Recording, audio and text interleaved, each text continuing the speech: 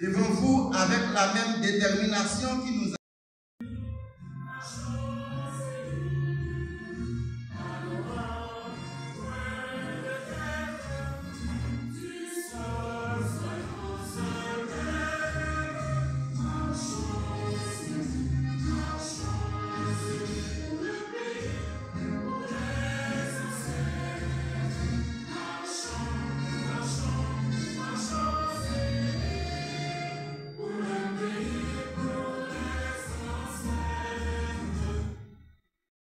ici ce matin témoigne de la volonté manifeste de l'unité de lutte contre la corruption d'appuyer le concours national de dissertation ayant pour sujet la gouvernance judiciaire dans la lutte contre la corruption en Haïti, des pistes de solutions.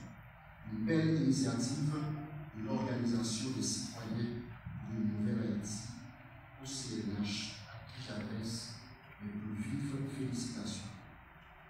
L'unité de lutte contre la corruption croit à l'implication de tous les acteurs de la vie nationale, en particulier la synergie qui doit exister entre les organes de contrôle de l'État et les autorités judiciaires en vue d'aboutir à de meilleurs résultats dans le combat haïtien contre la corruption. Je veux aussi adresser mes hommages aux jeunes participants, aux jeunes concouristes qui auront à disserter sur ce sujet crucial pour la problématique de la lutte contre la corruption en Haïti. À n'en pas douter, l'efficacité de la lutte contre la corruption passe nécessairement par le bon fonctionnement et l'intégrité du système judiciaire. La suprématie du droit, la séparation des pouvoirs, le respect des droits humains et l'efficience institutionnelle sont entre autres les principes qui garantiront la bonne gouvernance judiciaire de Haïti, a si grandement besoin d'assainir ces administrations. Mesdames, Messieurs, je me félicite de voir comment vous embrassez avec empressement la cause de la lutte contre la corruption. Principal obstacle au développement socio-économique, la corruption affecte de façon incisive notre passé de peuple glorieux. Depuis notre indépendance, la corruption s'installe dans nos administrations impliquant hauts fonctionnaires, cadres, fonctionnaires et agents publics. Combien de procès emblématiques contre la corruption que nous avons pu réaliser ces dernières années? À dépit des efforts soutenus de l'UNCC, le bilan est squelettique. Tant que je songe, alors que nous avons tout un pays, toute une société, toute une jeunesse qui subit les conséquences néfastes de la corruption. Cette situation alarmante tend à remettre en cause la répression même de la corruption et impacte négativement et gravement Haïti dans l'indice de perception de la corruption à travers le monde. Les rares procès organisés sont parfois bâclés, assortis de décisions baroques ou de décisions mal exécutées, sinon jamais exécutées.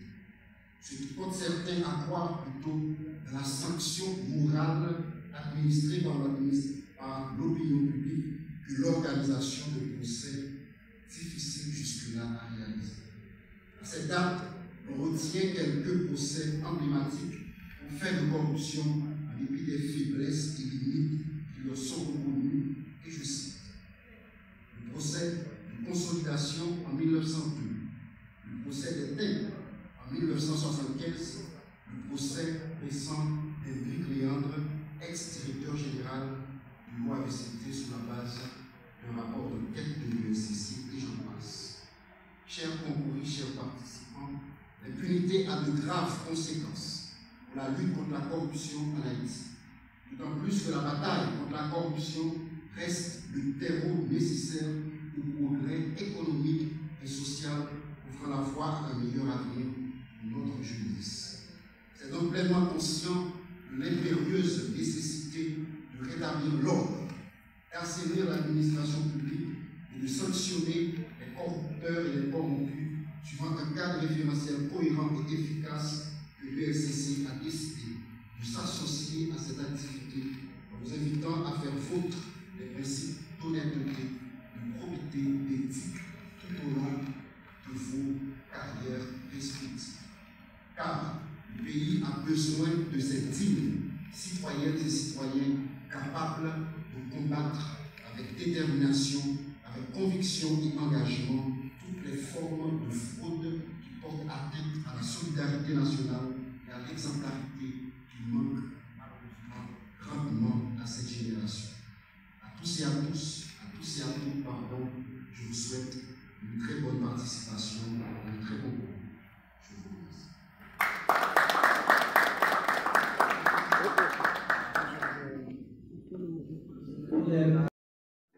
Je pense qu'ils étaient au centre de la problématique ou du sujet de la deuxième édition. Et j'aimerais saluer aussi Marie-Yolène Gilles, le représentant de FJKL. Elle est aussi dans la salle. Voilà, et nous voulons aussi saluer la doyenne du tribunal de Falaise-Bouquet. Elle a été aussi un membre de jury dans le concours de la dissertation, surtout la deuxième édition. Je vous demande de l'applaudir. Et pour finir, parce que le temps fait la guerre, nous n'aurons pas le temps de saluer chaque personne indistinctement, mais dans l'esprit, dans la